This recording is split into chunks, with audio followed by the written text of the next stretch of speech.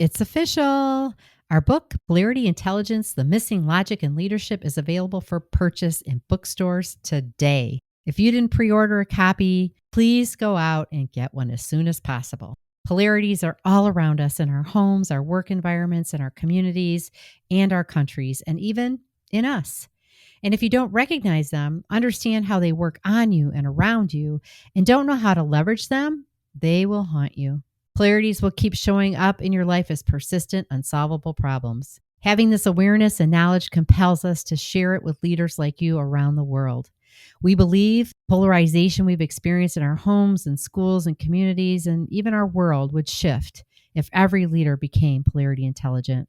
It is an essential competency you can't afford to overlook. Start your journey today toward becoming polarity intelligent. Get your copy of Polarity Intelligence, The Missing Logic in Leadership, wherever you get your books.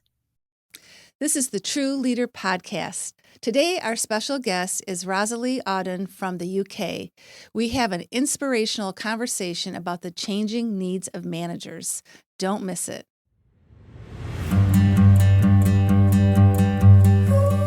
Welcome to the TRU Leader Podcast. I'm Dr. Tracy Christofferson. And I'm Michelle Trosett. We are life and business besties, leadership coaches and mentors, and polarity intelligence experts. We're the authors of Polarity Intelligence, The Missing Logic in Leadership, and co-founders of Missing Logic. We are here to help high-achieving leaders break through leadership norms that cause them suffering at work and home. If you're looking to elevate your leadership, increasing your productivity, effectiveness, and impact, and manage your health and well-being, spend quality time with those you love, and live your best life, then you are in the right place. Our goal in this podcast is to equip you with new ways of thinking and practical and tactical strategies for succeeding at work and thriving in life.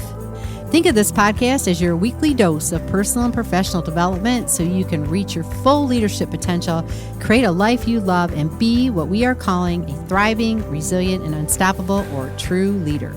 If you are ready to learn and laugh a little, let's get started.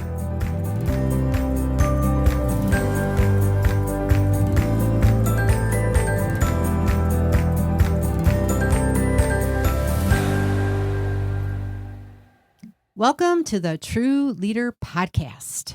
I am one of your hosts, Tracy. And I am the other host, Michelle. I'm so glad we know who we are. And I'm glad you know who we are. Yes. The two-host show. The two-host show, yes. Co-host. Yes. Co-leaders. Co-founders. We're the co-everything. We are. It is so true. And today we had a wonderful interview with somebody who would like to be a co. Yeah, she with somebody. would. She would. Yeah. We were talking with Roz about, running your own company and having a partner, somebody to co-lead with. And so she mentioned that was something that she's interested in. How fortunate we are to co-lead together. Yes, she really appreciated that. And when we got done with the interview, she's like, "You guys are just so much fun." We try. We really try to have fun, right? That's what it's all about. If you're not having fun, why are you doing it? That's exactly right. And we do, we're passionate about the same things we discovered. Yeah. We're definitely passionate about helping leaders at all different levels. So that came out in our interview today. And I just really appreciated the different perspectives that she shared with us. And she lives in London and we live in the States. And once again, there's patterns in leadership. Everywhere. Doesn't matter what sector you're in, what industry you're in. Yeah, they're there, they're everywhere. And there's probably not enough of us to help everybody that needs it. Right? That's right. So let's share and share alike and collaborate and do what we can to make the world a better place with better leaders. That's right. We're here to help you. Yes. So let me introduce you to our guest. It's Rosalie Audoin, and she also goes by Roz, so we kind of use it interchangeably. And she is a trusted executive coach and senior leadership consultant, focusing on developing leaders within cross-cultural teams. She has spoken on many stages to help companies unlock their global team's full potential. She also coaches on 3 executive leadership programs at the London School of Economics and has worked with leaders at Gallagher, Sony, Santander, HarperCollins, UNICEF, amongst others. As the CEO of the Future Edge Group, Roz assembled an international team of highly skilled leadership development experts, and together they have helped countless companies achieve success.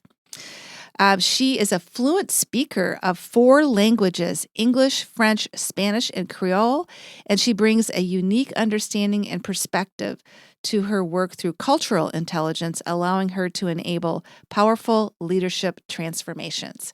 So without further ado, here is our insightful and inspirational interview with Roz Audoin.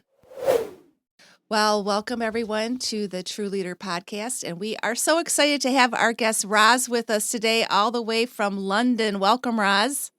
Hello, thank you so much for having me. Oh, we're super excited to have this conversation with you. Yeah, it's going to be a great conversation about leadership and leadership development. So, one of the first questions we want to ask you is, what planted the seed in you, Roz, to really step into leadership development, and kind of what got you started? Yeah. So my parents really are responsible for this. Even though I did try to run away from kind of this path for many years, but then I kind of landed here anyway. It's really funny. I remember the first time I heard the word leadership. I must have been 7 or 8, and it was my dad talking about it in a TV show, in an interview. So both my parents they were educators. They were university academics. They were leaders. They were business people. And I remember them always telling me, you're born to be a leader. They always said that to me, both my mom and my dad. So yeah, I feel like it was something that somehow chose me. I had to choose in the end. But I'm really grateful that I actually stepped into this because I absolutely love it. And in terms of the work that I do now, I can't really imagine doing anything else. So yeah, that's kind of how it all began. I Yeah. love that. So your parents were planting the seed. Yeah. Well, we always say, right? Oftentimes people see things in you before you see them in yourself. And Yes. so there must have been some characteristics or traits, strengths that you were demonstrating all along, even from the time you were a child, that led them to believe that this was the path for you. Mm-hmm. Yeah, I do think so. Yeah. And I think it's one of those things that we at the end of the day we have to choose, and I decided, right, I'm on board. I'm going to do this. And I'm grateful because the work that we get to do and the transformations that we get to see people walk through, I think it's worth every single moment. So super grateful. Yeah. Yeah, that's great. And I think too, I love your choice of the word we get to choose, right? We always are choosing. We always say that. And I think too, the other thing that came up for me is when you let go of the resistance. Yeah. What is truly meant for you flows in, right? Yeah, absolutely. Yeah. And there's lots of reasons we resist things, but I think that's just really great that you found your path, Yeah. after letting go of that. So, well, tell us a little bit about what you see as trends specifically when it comes to those in the manager role right now. Like, what are you noticing out there? Yeah. Okay, so there are the 3 things that I can definitely see are really challenging at the moment and obvious. The first one is there seems to be a change of guards when it comes to the generations that are leading in the workplace. So we are approaching this time where a lot of boomers are retiring. And then we have Gen X is kind of stepping up to become leaders. And then you've got Gen Z coming into the workplace. They're in the 20s, early 20s. And so that is creating a lot of chaos somehow, because the leadership styles are completely different. The expectations are very different. The way that, we talk a lot about emotional intelligence, the way that they perceive themselves, experience versus opinion, people that are really aware and comfortable with technology, ones that are not necessarily. Completely different ways of seeing life, the workplace, and everything. So that is a big trend. Like really learning how to manage teams across generations, I feel like, and manage and lead teams across generation, I think is something that is really obvious right now in the workplace. The second thing is the whole remote work situation, which started obviously during the pandemic, and now a lot of companies are requesting or requiring for their employees to come back to the office. Some are still comfortable with working from home and remote working, but basically what remote work has done is that it's creating a different dynamic in terms of how people communicate and the expectations and how we manage people, right? Like how we motivate someone that we don't really see. There's not like, oh, I bumped into you in the bathroom, or there's no water cooler conversations anymore, and so that creates the need for leading in a different way, for communicating in a different way, and for being more intentional about how we talk to people and things like that. But one of the thing I think when it comes to remote working that for me matters the most is I really think that it's essential for leaders now to take interest in their employees like as an individual, right? So it's really difficult to manage someone remotely if you don't understand what motivates them, how they're wired, what their strengths are. And that becomes, before it was like, well, it's a nice to have. I kind of know what motivates you and, what your strengths are. Now it's like, you need to know, because that's how you will, make sure that you manage effectively, that you lead powerfully, and that you keep your team motivated. And then the third thing that I see has to do with work-life balance. So I think from what happened in the pandemic and also the opportunity of working remotely, people have realized that there's more to life than just going to work and, just work home, right? So that there's this awakening around, wait a minute, I could actually have other interests. I could, do other things that really are satisfying and that are not linked to my job. And coupled with this issue at the moment of the uncertain economy, although some people do argue that the economy has always been uncertain. But, right now I feel like there's a lot of uncertainty when it comes to people being laid off and, like there's geopolitical issues and wars and things like that. So this uncertainty has also led for a lot of people to look for side hustles and other ways of making money, right? And so that has an impact on the way people show up at work, and so the policies that companies have to enable and empower people.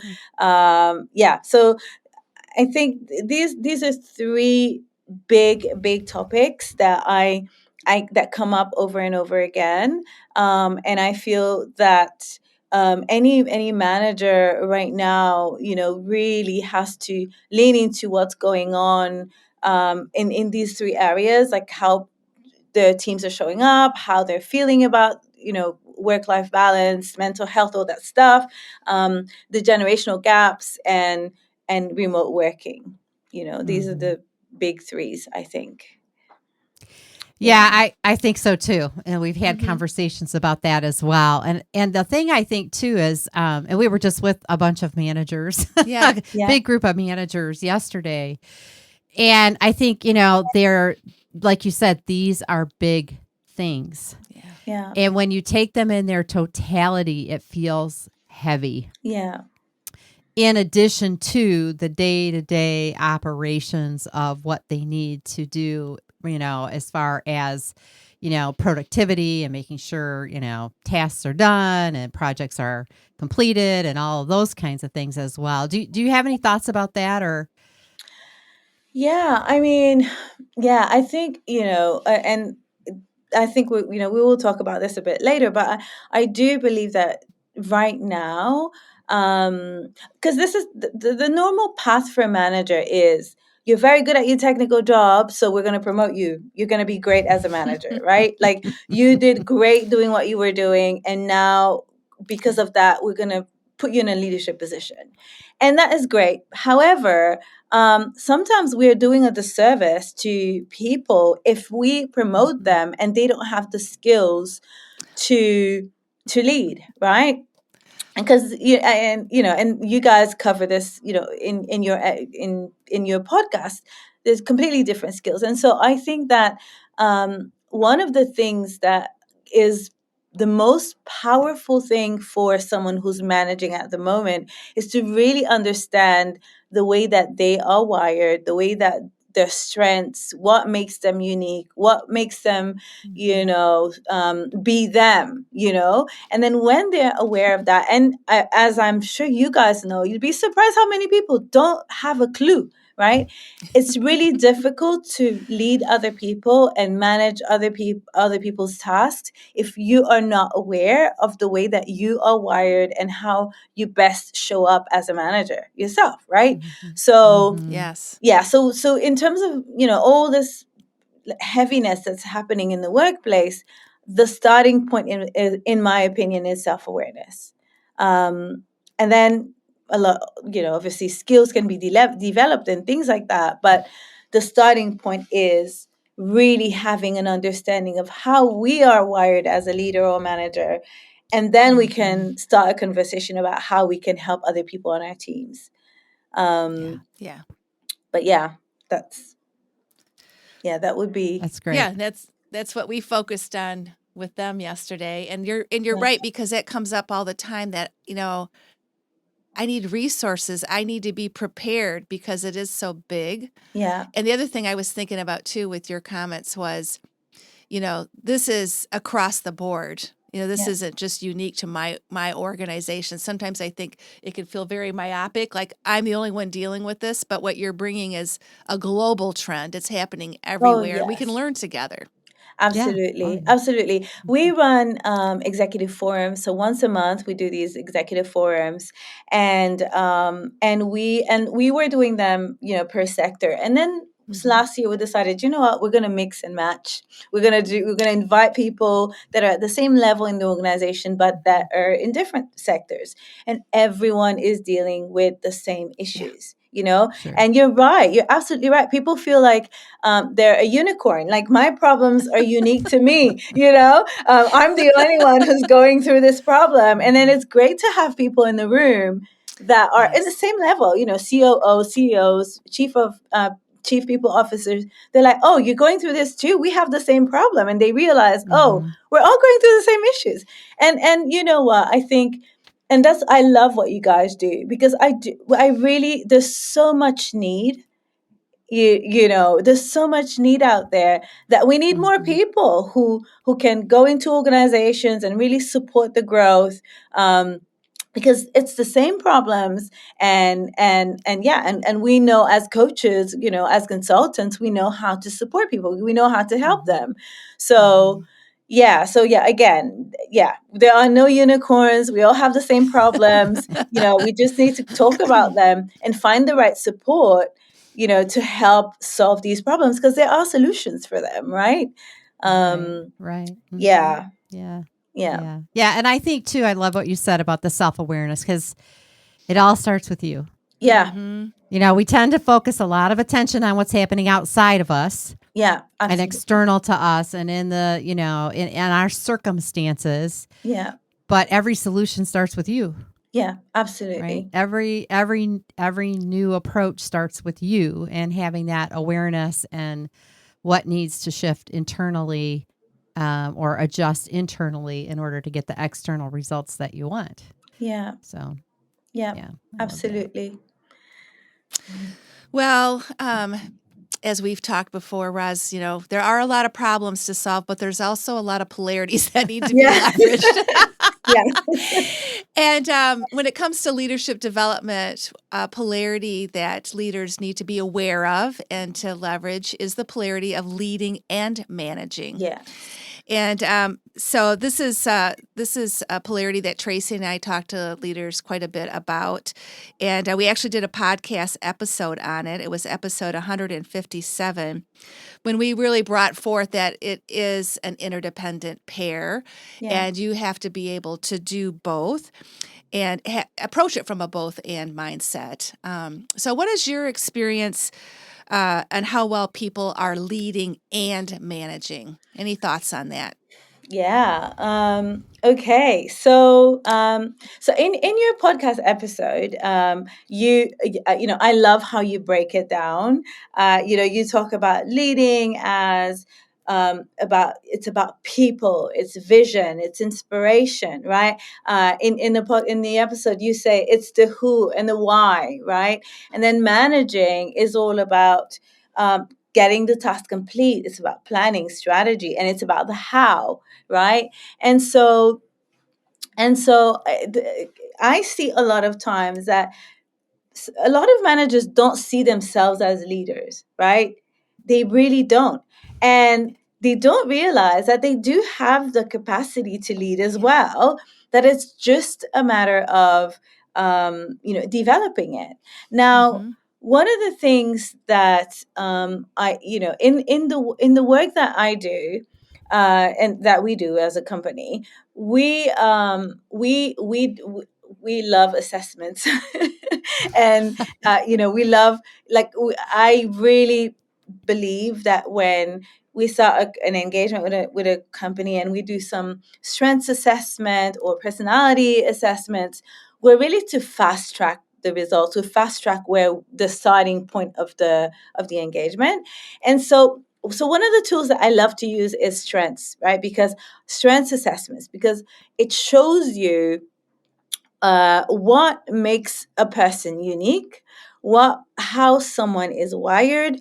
Strengths is all about understanding your strengths. It's all about knowing what energizes you, right? When you are operating in your zone of genius, when you're in your strength zone, like we call it, you don't feel like you're working. You're loving it. You're loving your life. It's like it's there's this ease that comes with doing what you're doing.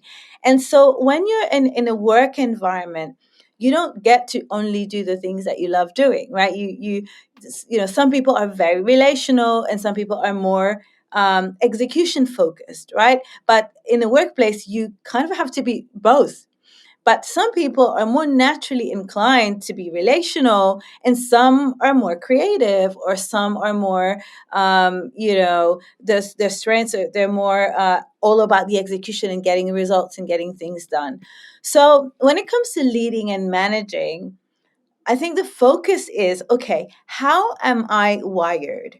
Am I someone who I don't naturally think about leading others, or I don't naturally think about, creative ways to solve problems, or I don't have emotional control. It's not one of my strengths, right? Like knowing how you're wired. And then that's a good starting point to understand what needs to be developed as a leader, right? You can have someone who's amazing at leading people and they love being around others, and they've got great empathy as a strength, but they're terrible at focusing on results. And when you're a leader, you have to focus on results as well, right? Otherwise nothing gets done. We were working once with this organization. It was a creative agency.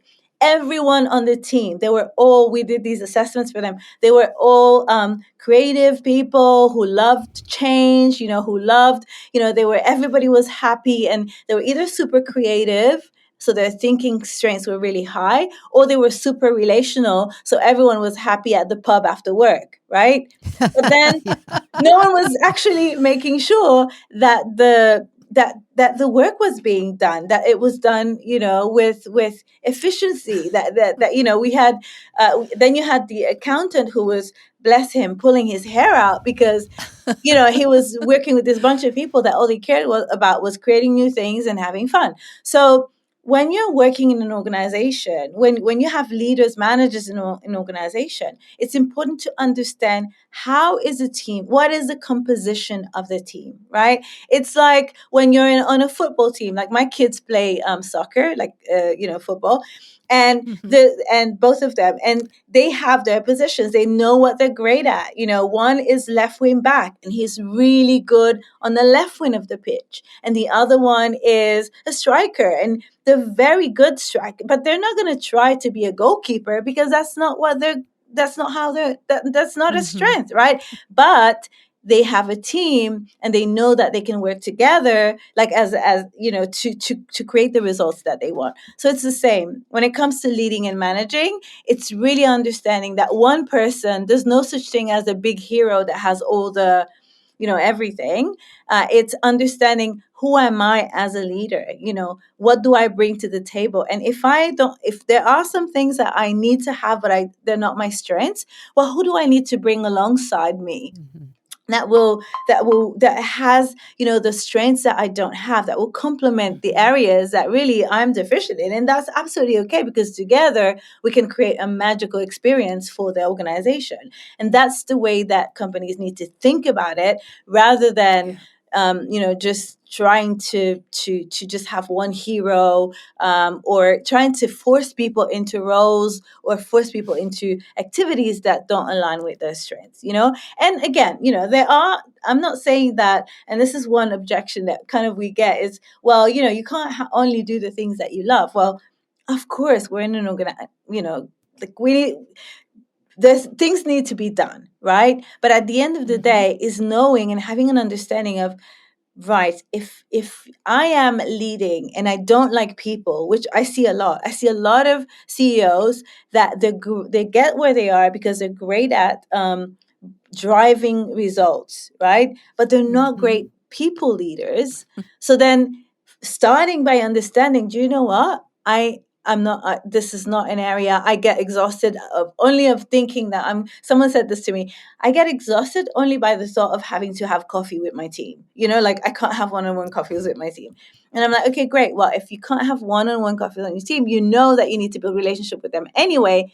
What would work for you? Right? For your personality, is it that one day you do one event with everyone, right? Is it that you share your vision in a way that works for you, but you still have to do it, but you find the way that works for you. But you can't do that if you don't understand how you're wired. And I think that's one of the biggest challenges. So I really do believe, like you said, there is polarity. It's both end, right? It's okay, I'm a manager, but there are moments where I really need to be a leader, right? And what does that look like for me? Because the way I will lead will be different to the way that someone else will lead, and it's absolutely fine, So yeah, what do you think? I feel like I've been joking.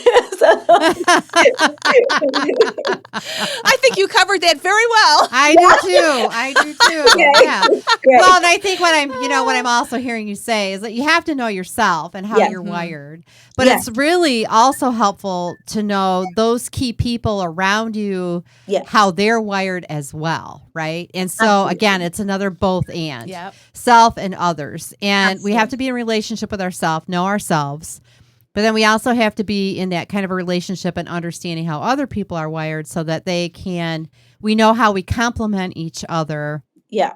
And we spend most of our time leaning into our strengths and using our strengths, even though not all the time can you do that, right? But most of the time, that's where your energy, where you should be putting your efforts. And then I just, Michelle and I are a walking polarity. So you just have to know she's the relational and I'm the executor. Okay. Yeah. And so, right. So we really have over time in just, working in a business together is a whole different relationship than we ever had before. Right. So you learn a lot of things about that and learning how to hold both of those poles. Yes. Right. At the same time, because that's another, polarity, but not hold them to the extreme. Right. Yeah. So we both have to come to the center a little bit. We both have to learn to develop a little bit more appreciation and strength in those other areas where it's not our top strength. That's right. It doesn't mean we don't have any strengths or that we don't have any capability. But we really have to be intentional about leaning in a little bit more, especially in a dyad partnership like we have. Yes. And many leaders have dyad partnerships, right? And they can drive each other crazy. Yeah. If they don't know, right? If they happen to be polar opposites like we are. Like we are aligned in every core value that there is, right? So it's not that our values are so different. It's just our preferences and our strengths can be very different. Yes, exactly. Right. And you have to learn to use those. Yeah, exactly. And I think so. When I see, for me, a big red flag in an organization is when I see that the leaders are not interested in discovering how their team is wired, or how the people that are closest to them. If you're a CEO and you have a C team around you, it's non-negotiable for the team to really understand, okay, like what are your strengths? What are mine? How can we click together? How can we make this work? And but it's a red flag when there's no interest in others, and I think a lot of organizations were able to just on the, just get the job done and that's enough. And today that cannot be the way anymore. That's right. But definitely it's that thing of, this is who I am, and going there, understanding, and then, okay, what about those around me? What are they like? What, how are they wired? What motivates them? Because a lot of people, before it was, okay, I know the way to motivate you is to give you money. Well, no, not everybody is motivated by money, right? And it's really trying to understand as well, for the team, what is it that motivates you? Is it freedom? Is it meaning? Is it relationships? Is it, different people have different motivational influences, and so therefore it's important to be interested. I think that's the key. Be interested in the team, your team, the people around you. You spend more time with your team than with your spouse. So it's important, to be interested. Yeah. Yeah, and I think this kind of comes back to what we were talking about earlier with the generational differences. Yeah. And, when you're looking through the lens of how it's always been and how I've always operated as a leader and how the company's always been run, and then you have these new generations trying to lead, coming into the workforce, and it's just like, well, they don't want to be engaged. They don't want to do anything but come in and then go home. They don't, right? There's this lens that you're looking through instead of, to your point, who are you? Yeah. What's important to you? How do I align? How do we help you find personal alignment with the organization or the team or the department and what we're trying to achieve here in a sense of a shared purpose? and have you get what you need as well while we collectively move the work of our organization or our department or our team forward, because we all have an accountability and a responsibility. I think that just accountability and responsibility looks different Yes. for the different generations, right? It just looks Absolutely. different. It's not that they're not accountable or they don't want to be responsible. Yeah. It's just that it looks different. And to your point, I think what you're saying is you have to find out who they are and what's motivating them and what they care most about, and then help them find the alignment of that with what is necessary to have an effective team. Yeah, absolutely. Absolutely. I do believe that the level of maturity of the newcomers is completely different to what we're used to. I see it, and I see I've spoken to a lot of leaders that are like, I feel like I'm parenting, like I'm teaching people basic things that they should know. I feel like I'm a parent, and and that is a consideration.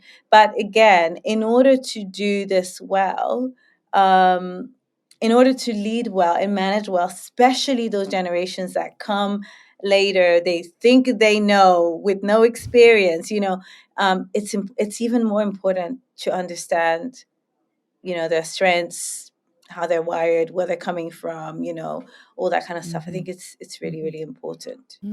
Yeah. Well, I think that comment's kind of a great segue into the one of the last questions that we have, which really is about what is your advice, right, for these new managers to lead and lead well? Like, what would be your advice on that? Yeah. In addition to know your people. Yeah. Well, I think, and I'm going to sound like a little parrot again, but again, it's make a decision to really understand how you show up as a manager. Self-awareness is the beginning of any transformation. And so really understanding, what are my strengths? And I'm not talking about, oh, I'm good at this, I'm good at that. No. In a really like engaging in, okay, what are my strengths? What do I, a manager should be able to articulate what they bring to the table. Like when they show up in a room, what is it that makes the room better because they're in that room? They need to be able to say that, articulate it, right? Not just, oh, well, I think, no. I know that when I come to the room, I do X, Y, Z. I bring efficiency. I help people understand the challenges better. I solve. I'm a brilliant problem solver. I bring empathy to the room. I bring leadership. I don't know, whatever it is. It's really important for people to know that. And again, the best way to engage in a self-awareness exercise is to find a coach to support you, to find someone who has a process to help you do it. That's the first thing. The second thing is, then once you're clear on who you are, what you bring to the table, how amazing you are, then it's important to become interested in your team, right? Because I was having we were doing this difficult conversations training a couple of months ago, and this we were doing some role playing, right, on doing this difficult conversation. So this manager is trying to tell this employee that they're not effective enough, blah blah blah. And the manager's talking to this other manager. So they're pretending, they're role playing about this guy in the manager's team. And then the other guy that was doing the role play, he's like, I'm sorry, I have to say this to you, but do you know that, let's say Johnny has hearing problems. He doesn't hear very well, and the manager goes, what?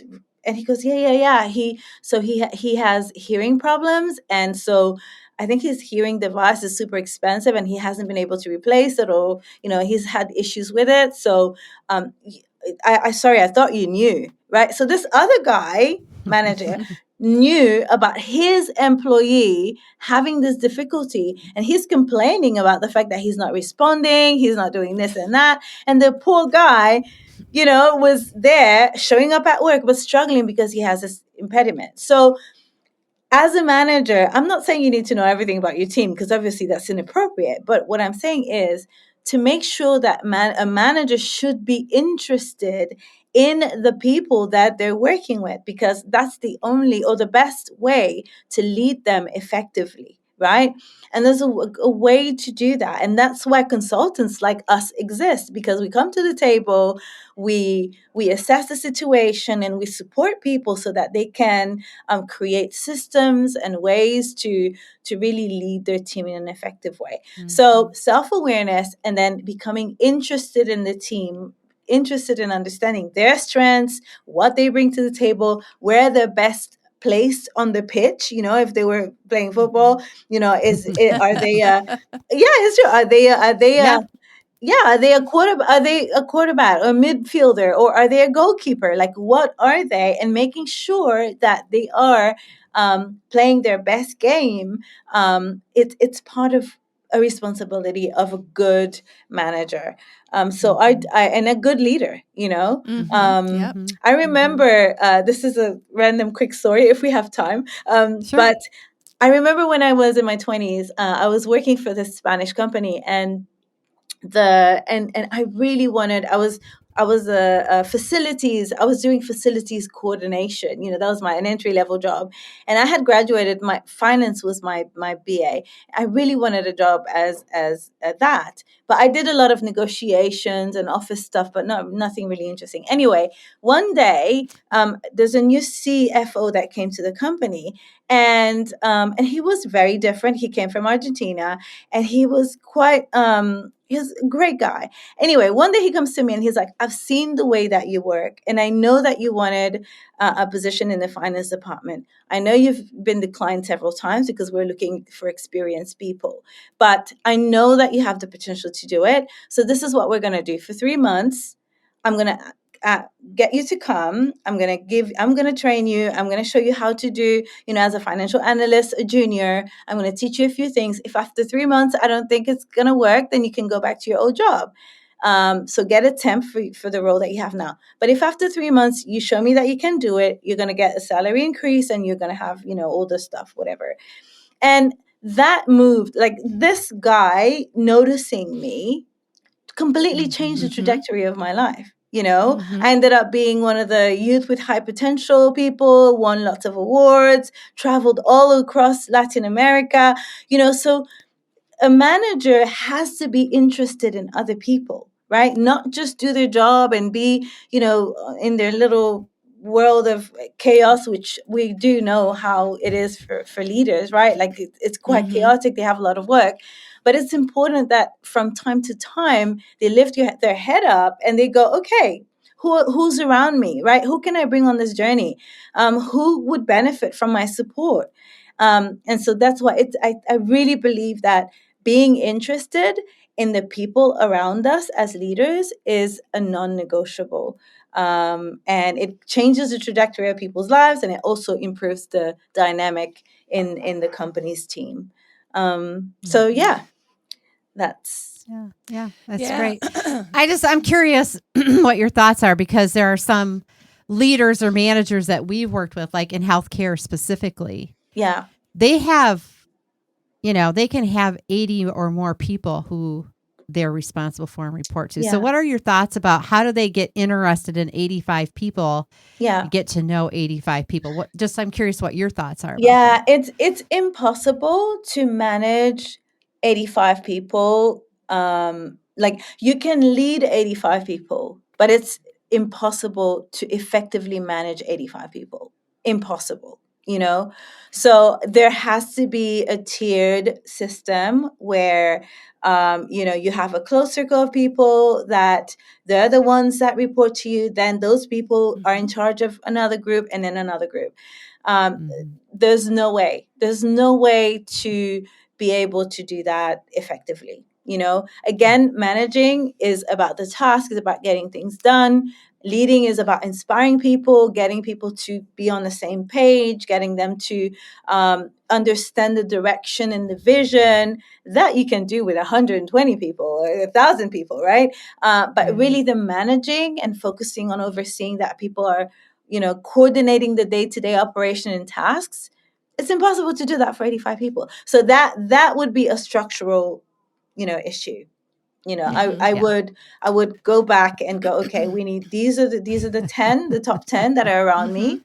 And I can get to know 10 people really well, right? And then these 10 are in charge of another 10 or 20 or whatever. Like that's the way that I would recommend the change. And that because it's very, very difficult to manage. You want to set. Yeah. You want to set people up for success, right? Yeah. Well, I think sometimes you can manage the work, but it's leading the people that becomes really, really hard, right? It's really having that connection to people. And I agree. I think you have to have some kind of infrastructure in place, right? To facilitate that. And it's just really challenging. And then in many organizations, they don't have that. Yeah. So again, it's just trying to figure out how do you engage your employees and leverage infrastructures so that you can do that. Right? I mean, it's really challenging when the infrastructures are not there, or when the infrastructures are so rigid that they can't be changed to accommodate what is needed in the team. And that, again, that and that's a difficult conversation to have, right? Yes. Because if you're, you can be sowing orange seeds all you want, you're never going to get bananas. Do you know what I mean? Like that's just the truth. So exactly. And so, but I do believe that when organizations are so rigid that they, and they're not willing to change their infrastructure to benefit a better work environment, then it becomes really challenging because you don't get the results that you could get, Exactly. Exactly. Yeah. Wow, what a great conversation. Yeah, it's wonderful. Wonderful. Well, you can tell we're aligned. Yeah. Three of us have got it down. We know what needs to be done. Exactly. Yes. Well, Roz, it's time for our mystery question. So okay. I'm going to ask the first one, and then Tracy's going to ask you the second one, and then we're going to close out our awesome interview with you. So this is just so our listeners can get to know the true you, something a little bit more personal. And well, Tracy and I, we've both been to London. Yes. But we just haven't been to London together. So if we were to, hop on a plane and fly over the pond, as we say, what's one thing you would tell the two of us, you two need to do this once we landed in London? Okay. Wait, can I ask a question? Sure. Okay. What do you love to do? Like, what's your... Yeah, like are you more like sightseeing, or do you like more like shopping, or do you like food? What's your... I think we like entertainment. Mm-hmm. We like to be entertained. We like to be entertained. And we do like food too. We're sort of food. Okay. Here, let me say this. We like to experience the culture. Yes. Okay. So we don't want to do the things everybody does. We like to meet the people. Yes. And be in places where we can connect with people. The locals. That's probably a good way to put it. Okay, where this, I'll tell you, like, I love I love restaurant. I love eating in like fine dining. Yeah. So there's this one restaurant in London. It's in Mayfair. It's an Asian restaurant. It's called Sexy Fish. And it's absolutely divine. The experience is nice, and it's in a really beautiful, iconic it's right next to Berkeley Square, which is an iconic London location in Mayfair. And they serve like, it's like Japanese inspired cuisine. It's so nice. And then the other thing that you have to do, you have to go to Harrods, which is it's a shopping. It's not a shopping center. It's like this place where you go shopping. So I guess it's a shopping center, but it's this but it's just one of those, when you go to London, you have to go to Harrods, basically. And there's everything. There's a food market, there's clothing and stuff, and there are some really nice little cafes as well where you can have nice coffee. And it's just really nice. If you go around Christmas time, their window, so they're really well known for they do the window, and it becomes this thing every year that everybody goes to have a look at the windows, the window displays, so I do recommend that as well. Oh, great. Okay, got it down. All right, it's on our list. Sexy fish and Harrods. Put it on the 101 wishes. Yes. Okay, here comes question number 2. Oh, okay.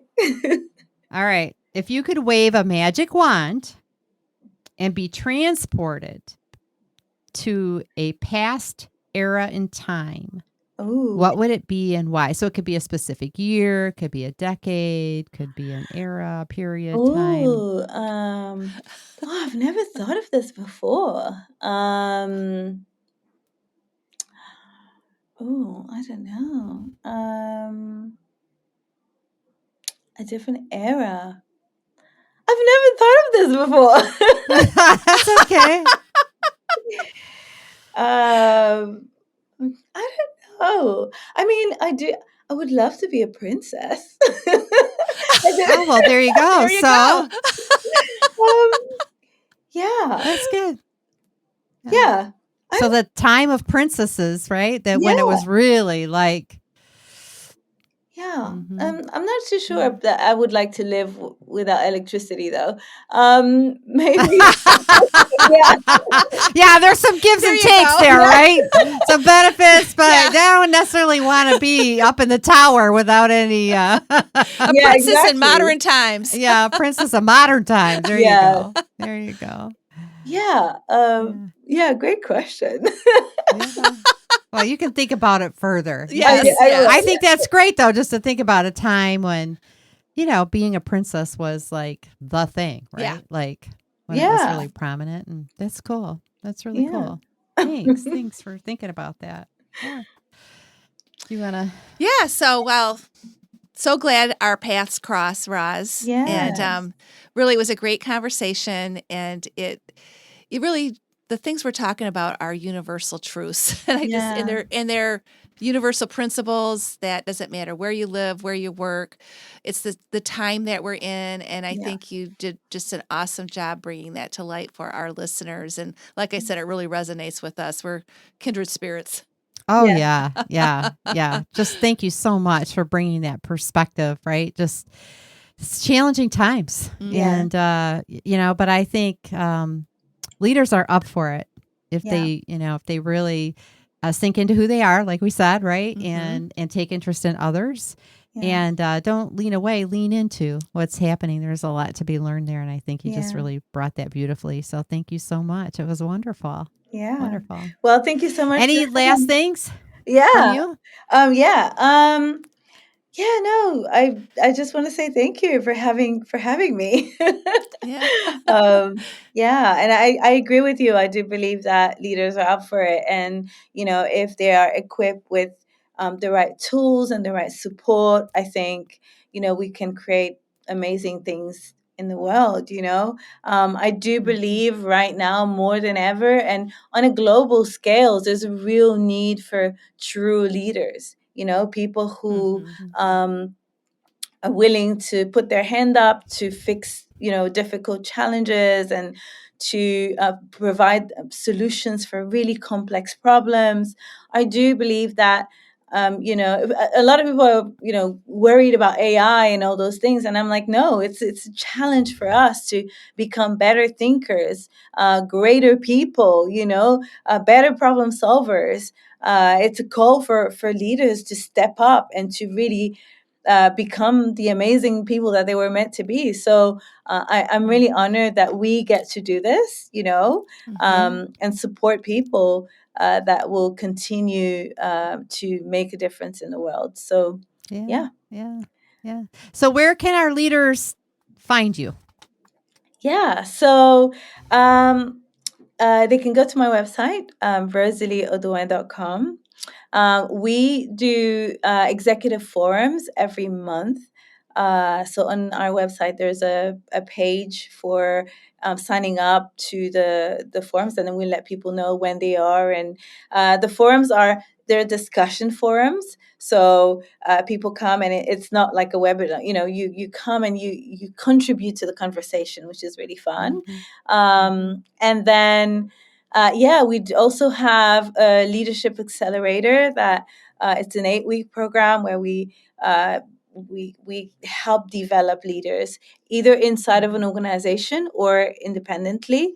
And it's a great way to again start that self-awareness journey and become the amazing leader that they already are, so great. Well, thanks for joining us today. And for our listeners, thank you for tuning in. We really appreciate you. And if you enjoyed this episode, please share it with another person, another leader. And, also leave a review. Let us know what you thought about it, what you took away from it. And, if you don't want to miss any of our episodes, please subscribe on your favorite platform where you listen to podcasts. And if you'd like to watch us and see us do this in person, kind of live on the screen, you can also subscribe to our YouTube channel or catch our episodes over there as well. So until next time, stay safe, stay healthy, and we'll talk soon.